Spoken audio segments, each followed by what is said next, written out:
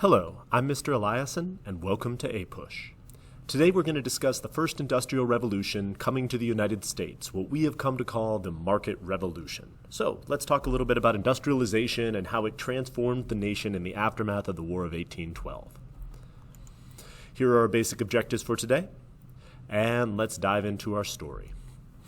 The market revolution, of course, just like all industrial revolutions, is something that happened over a long period of time. You may remember that in the early days of the United States, Alexander Hamilton was trying to push industrialization through a lot of his policies, facing opposition from Jefferson and his Democratic Republican allies. Over time, of course, trade had grown substantially, but the whole Napoleonic War thing had put a damper in our ability to import finished products from Europe. With the continuous warfare happening in Europe associated with the French Revolution, more and more people in the United States became convinced that if we were ever going to be an economically powerful nation, we would need to develop our own domestic manufacturing, and that following Jefferson's model to be forever dependent on Europe for our finished products would continue to leave us at the mercy of the Europeans, who were constantly fighting amongst each other and blocking trade. So we can see here the French Revolutionary Wars significantly decreased our amount of trade. And so after the war, we finally got an alliance between the pro and anti-industrial factions. And in the tariff of 1819 was passed, also known as the Dallas Tariff, which helped to protect America's small and growing industrial base. So we see even Republicans like Madison now getting on board and supporting tariffs. One of the other things that pushed more and more people into industry was the Panic of 1819. We briefly talked about this in the aftermath of the destruction of the First Bank of the United States. But once we moved Native Americans out of the land in the Ohio River Valley, we created a massive speculative panic, which led to huge amounts of bank failures a lot of people's land being foreclosed upon, forcing people to move back to cities, creating the beginnings of what could be an industrial workforce. So the Panic of 1819 pushed people to cities and led to the rise in industry. So we see cities specifically in the Northeast growing pretty substantially. The only major southern city, of course, is Charleston. And we see the population of the United States growing, providing a larger industrial workforce. The market revolution was a transformation from most Americans producing most of the things that they used on a daily basis in their own house, this sort of home industry model, to a circumstance in which many people could buy a lot of finished products from American manufacturers as opposed to producing them themselves. So we're moving from making all of your own clothes, all of your own tools, things like that, to purchasing them in markets. So, first industrial revolution. The beginning of the factory system also started coming to the United States. Obviously, this is not the second industrial revolution with your powered machines and significant amounts of child labor. But the advantages of the factories, of course, is it centralizes your labor and your capital in one place, allowing you to be substantially more productive. So you can produce more goods more cheaply and with a higher quality, leading to an increase in industrial production. The rise in interchangeable parts, specifically at least partially pioneered by Eli Whitney, who we're going to be talking about later, also increased both the quality and the quantity of American manufactured goods. Interchangeable parts both speed up the process of production because it's exactly the same to assemble each product, and also allow for easier repair and more durable products. So interchangeable parts are also going to be a huge deal in pushing American industrialization. Lowell Mills was one of the first American industrial complexes in Massachusetts. It was a residential compound where young New England farm girls came to settle and work in these textile mills for a few years to earn extra money for their families until they would later go home and get married. So we're bringing in women to work in these factories. You should pause and take in what it was like for a number of these women. Some of them found the experience very sort of controlling and unpleasant, and others of them found great freedom from being around other women their own age and outside the control of their parents. So 2 letters from women working in these factories.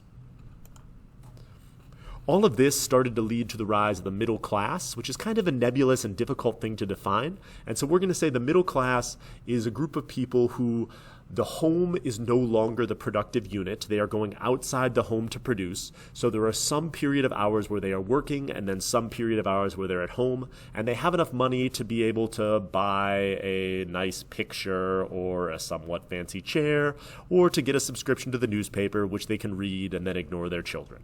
So that's the middle class. This becomes the goal for many Americans, at least in the more larger population centers. The other thing that greatly fueled this textile boom was, of course, the cotton boom.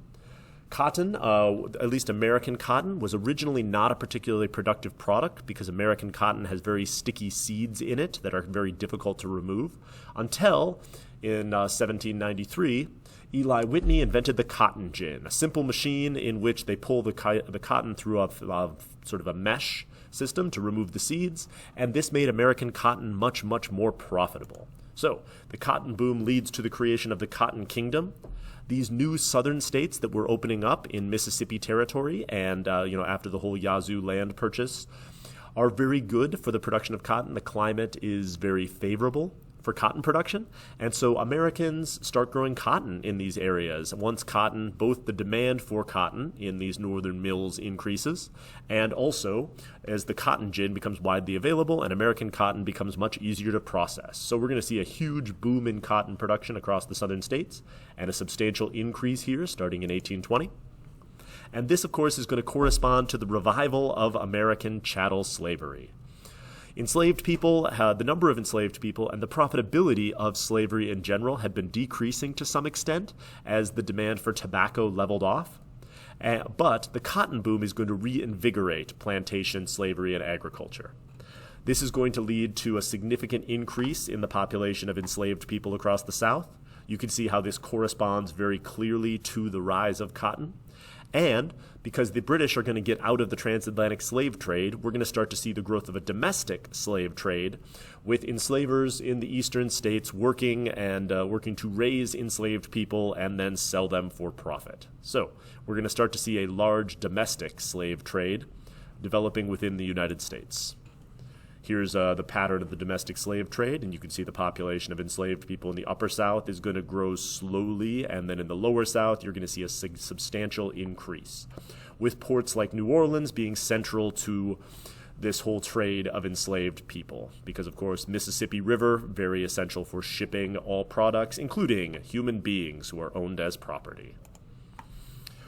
This, of course, all of this increase in slavery led to increased resistance. We've talked about the previous ways that enslaved people resisted, trying to keep their humanity by running away, by working slowly, by breaking tools, and occasionally revolting. The New Orleans slave revolt, also known as the German Coast Uprising, was a group of enslaved people who got some weapons and tried to march from plantation to plantation, freeing other enslaved people, with the goal being escaping to Spanish territory and trying to find a place where they could live their lives away from the institution of slavery.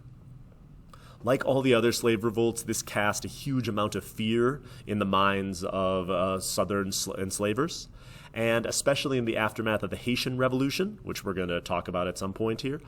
The greatest fear of Southern slave owners was that their slaves would rise up, kill them, and demand their freedom. The German Coast Uprising was put down brutally, with many of the perpetrators' heads placed on pikes as examples to others, and it did not lead to a general slave uprising, unfortunately. We also see a revolution in transportation in the United States during this time period. You can see how travel times over the span of about 50 years are going to change dramatically, how in 1800 it would take you literal weeks to get from the Ohio River Valley into New York, and by the 1860s, that's taking you approximately a day. So this transportation revolution is partially because of internal improvements. We had talked last time about how the Madison administration did not support internal improvements, and so it fell to states to dig canals, which meant the canals were dug very unevenly. But as Robert Fulton's steamboat becomes much more popular, here we see a steamboat. It's a boat that's powered by steam, a boat that's powered by steam, and so it can go much more effectively up rivers and much more quickly. This is going to, in general, the Supreme Court helped to support this. In Gibbons v. Ogden, it's going to overturn a monopoly on transportation, leading to more competition, and more competition leads to more profitable routes being developed. And so we're going to see that happen. And we're also going to see the the Monroe administration embrace the funding of these internal improvements. And so we'll talk a little bit more about this when we get to Henry Clay's American System. But James Monroe is going to then authorize federal funds be given to the construction of roads and canals, which is going to significantly increase the amount of the areas that are constructed. These canals, especially the Erie Canal, are going to revolutionize transportation and connect parts of the country together much more quickly, allowing more travel and then, of course, allowing the goods that are produced in the north in this market revolution to be shipped more cheaply and easily to the west, economically connecting the country together. Here's a document about how the Erie Canal transformed life in some small towns in New York, so pause and read this. And you can see the other canals connecting Lake Erie to the Ohio River and connecting, in general, the cities and industrial centers of the east to the more agrarian parts of the west.